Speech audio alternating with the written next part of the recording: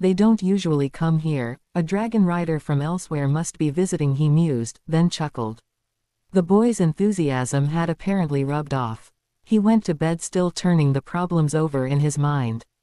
The dawn broke brightly, and Severus covered his eyes with his forearm with a muttered curse. There were times he missed his dungeons. He never got blinded by excessively cheery morning sun there.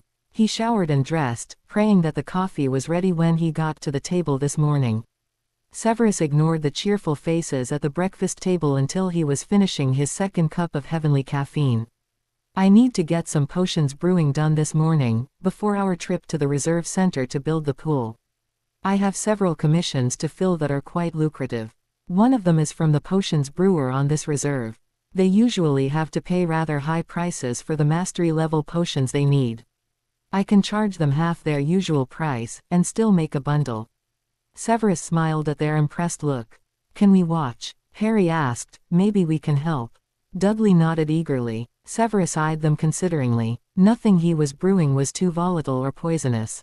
Very well, but you must follow strict instructions. This is part of my income, not a game. They nodded seriously. Severus snorted. Hogwarts students usually cringed when coming in his classroom. Perhaps he could ensure his two wards would not dread his potions class. Severus ducked into the library and grabbed a few basic manuals and ingredients books. The boys trailed him into the lab looking mystified by all the jars and equipment. Look, cauldrons, just like in books about witches. Dudley seemed to find this hilarious. Severus rolled his eyes, and Harry grinned at them both. Severus explained the potions he was working on, well, all except the impotency cure for a certain elderly wizard who was on his sixth wife. He conjured a blackboard and a chalk was spelled to write the potions, their ingredients, and the directions for brewing. The boys were quite impressed with the intricacy. I don't expect you to do any actual brewing, but this will help you get familiar with the process. I'll give you some simple ingredients to prepare. You can look up the ingredient and how preparation can change its uses and effectiveness in the manuals and books, if you wish. The boys nodded at him and bent to their tasks, when he showed them the plants and animal parts. Harry proved to be quite good at preparing plant ingredients. His experience with cooking made it easy for him to catch on to the instructions of dicing, chopping, and shredding. The manuals explained all the differences quite clearly, as well as the effects of different cutting methods. Dudley, however, excelled at dissecting flobberworms and scarab beetles. He had many questions about their uses, and Severus answered as patiently as possible. Dudley soon moved on to the dead toads and rats, to Harry's disgust. You have the makings of either a brilliant surgeon or a serial killer, Dud. Harry was pleased to hear Severus chuckle, along with Dudley's cheerful guffaw. With the boys' help, Severus was soon done with 3 potions and had 2 others set to simmer until the next day. He put the last 2 in stasis. He would finish them later. Ah, I feel greasy, Dudley complained as they left the lab. Yes, an unfortunate side effect of potions brewing. You should see me after a full day of classes. Severus agreed ruefully. Let's grab a shower before Draco gets here, Harry said, and they raced off. Severus hesitated, and then followed them. He supposed he should keep up appearances for them when possible. They were back downstairs before 11, just in time for the Malfoys' arrival. The director did agree to the pool. Several of the dragon riders and keepers were quite happy with the idea of a pool being available. I don't think we'll quite manage the water park Draco and Dudley envisioned, but we will do our best. Lucius eyed the pair of erstwhile pool planners. Severus retrieved the diary, and they set off across the meadow to the area the director had agreed to let them build on. It was hoped the dragons would not find it interesting. Severus let Lucius and the 2 pool designers pull ahead and he and Harry dropped back. Rosmerta told us you had an encounter with a snake yesterday. Severus began. Harry glanced at his guardian quickly. Rosmerta had tried to hide how disturbed she had been by his talking to the snake. Draco had seemed excited by it, but had also told him to hush, and not let others hear him. Harry had been unhappy. He had hoped for a bit of normality, and here he was talking to snakes. We were all talking to the animals, sort of. I sure didn't expect the pretty blue snake to answer me. I was surprised by it, and then one of the others started insulting me and swearing. The other snakes told him to shut up and he swore at them. The sign said he was a viper. I suppose that you couldn't expect him to be polite. Harry trailed off. He realized from Severus' amused look that he was babbling. Anyway, Draco told me to stop before anyone else could hear me. Yes, he's quite right. Because Salazar Slytherin and the Dark Lord were Parselmouths, the ability, which is quite rare, is seen as the mark of a dark wizard. Good wizards who have the ability tend to hide it, so few are aware that light wizards can and do have the ability, as well. Severus sighed. For now, keep this between the 5 of us, well, 6, since Rosmerta knows as well. Harry smiled at Severus' slip. Harry liked Rosmerta, and his guardian was obviously very fond of her. 2. He wasn't all that obvious about it. He had only caught Severus in that one smile after that had really given him away. Harry and Severus caught up with the other 3. Lucius summoned 3 house elves that were waiting on the call, and they started on the pool. It would be good-sized, with a rock waterfall on one end, with a waterslide of polished rock going down beside it. This would keep them all busy while Severus spoke with the director.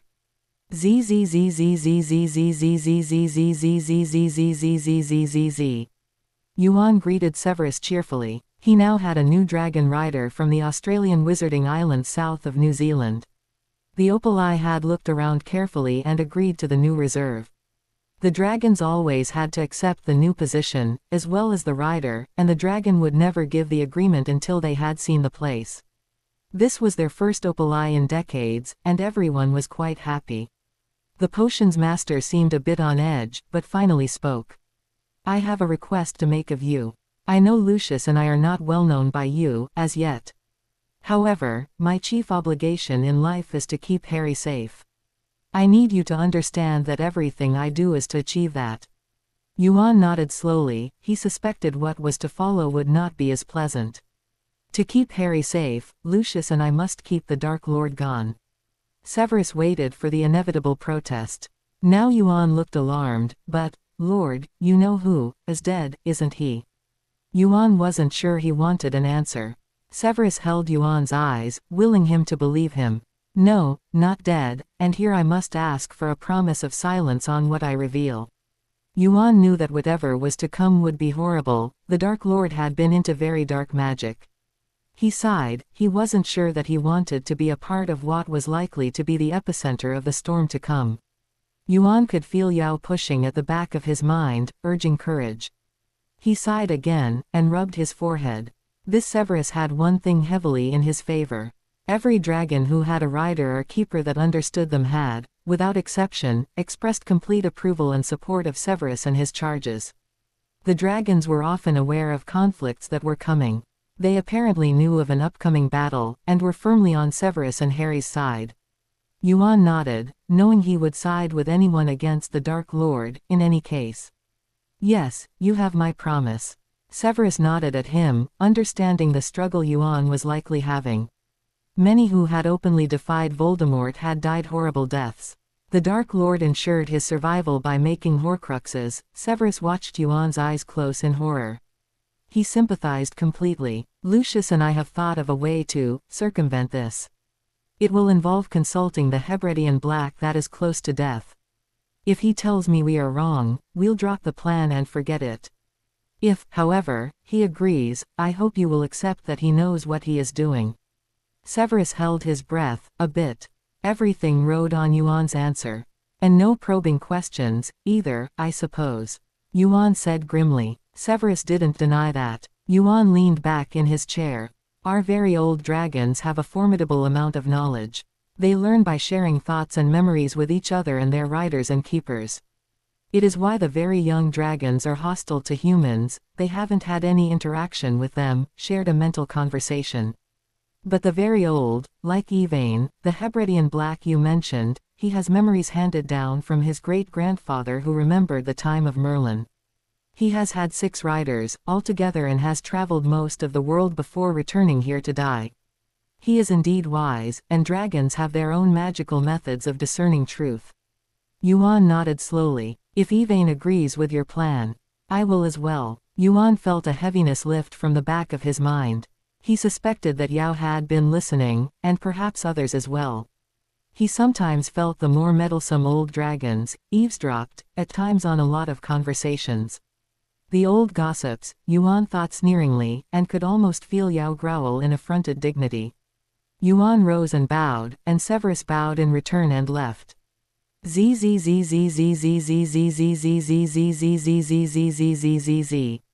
Severus found the potions brewer and let him know that 2 of the potions were done, and the other would be finished in the morning.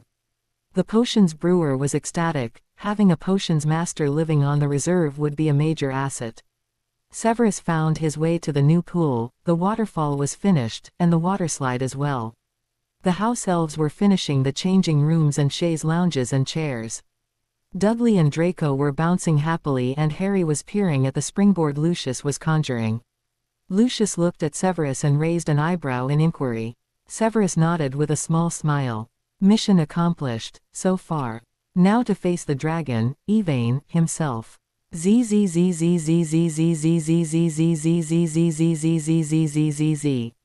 After a hasty lunch, the trio of swimmers went straight to the new pool to try it out, leaving Lucius and Severus to do some last-minute worrying about Yvain.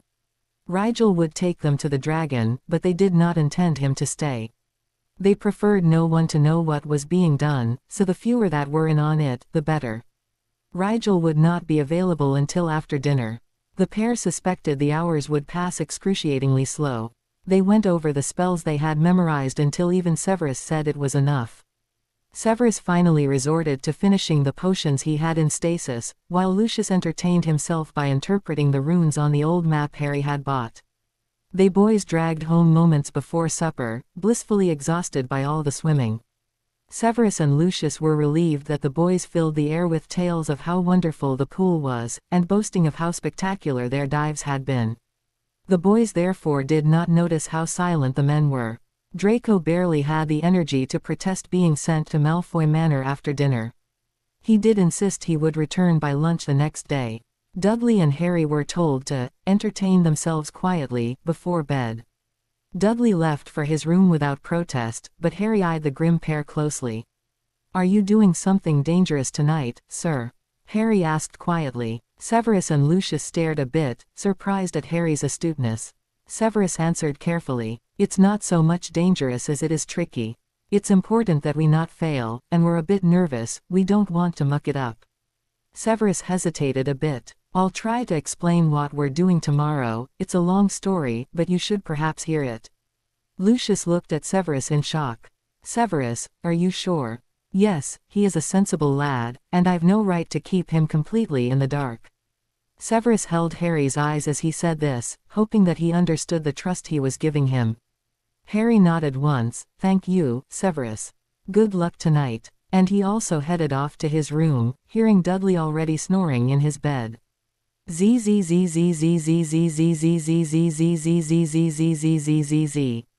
Rigel led the Slytherin pair across a rock-strewn cliffside. Severus sighed. Apparently this dragon wanted to watch the sea while he died, and had claimed a large cave facing the rolling waves. They passed several dragons, who were keeping watch over the dying Hebridean. Rigel called into the cave, announcing their visit.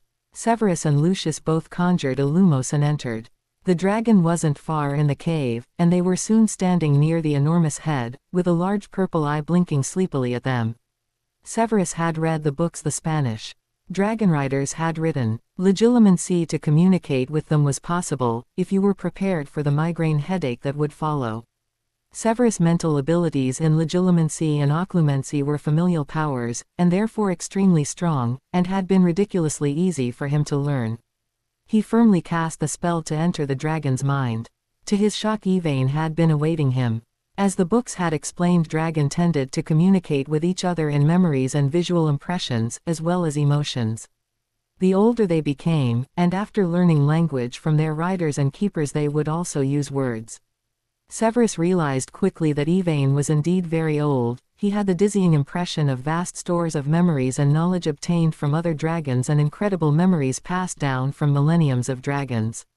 He didn't doubt for a moment that Yvain had memories from the time of Merlin, and perhaps of Merlin himself. Yvain waited patiently for Severus to ground himself in Yvain's mind. So, you are here to see if the being locked in that book should be freed, young wizard. Yvain's mind voice asked the stunned Severus. We must find the Horcruxes and destroy them, otherwise we can never kill Lord Voldemort. Tom Riddle was only 16 when he made this Horcrux diary. We can tell that it is different from the others.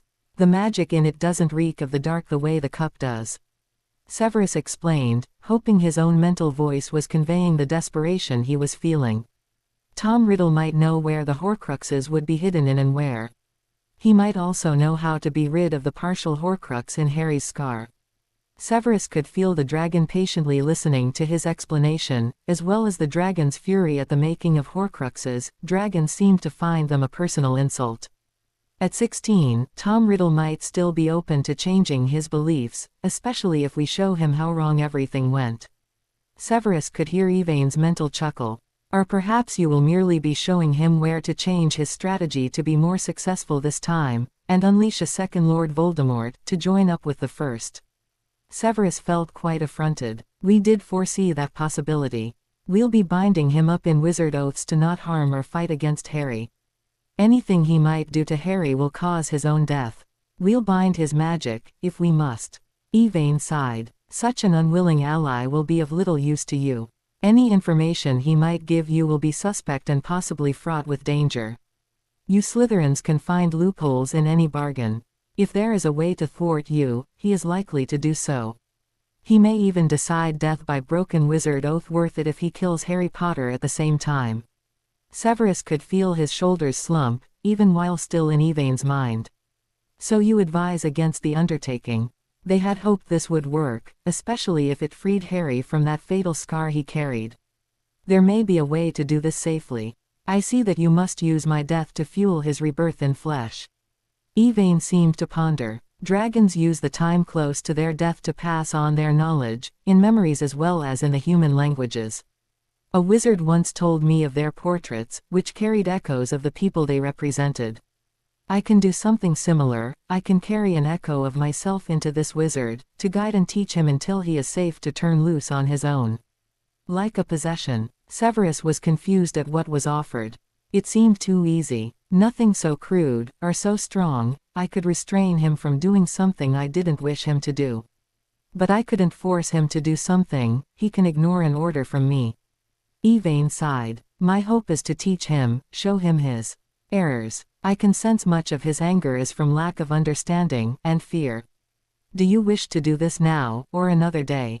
Severus was quickly losing energy from the prolonged mental conversation. Now would be best. I might not be here tomorrow. Yvain answered. I can choose the moment of my death, now that it is already so near. That will make it possible for me to place the echo of myself. Severus left the dragon's mind, and quickly took a headache potion. It only blunted the pain, to his aggravation. He dropped the diary to the ground, near the dragon. The dragon's breathing abruptly became harsher. Lucius and Severus cast the spell to activate the diary's Horcrux, and soon Tom's spirit could be seen, becoming more and more stable, and then solid as Yvain's breathing ended with a final sigh. The diary burst into flames as the spell ended. The newly awakened Tom Riddle looked around the cave in confusion, at the dead dragon, then at the two wizards, eyeing him doubtfully. Welcome back to life, young Tom. Yvain's voice was heard not only in Tom Riddle's head, but in Lucius and Severus' heads, as well. The young wizard grabbed his head in alarm and looked over at the blonde and dark-haired wizards, who simply crossed their arms and raised their eyebrows, giving him identical smirking smiles. What have you done? He asked plaintively. Harry found it difficult to sleep, although he was exhausted. His well-tuned sense of self-preservation was alarmed at the thought of his guardian facing danger. Harry had already grown fond of his snarky guardian.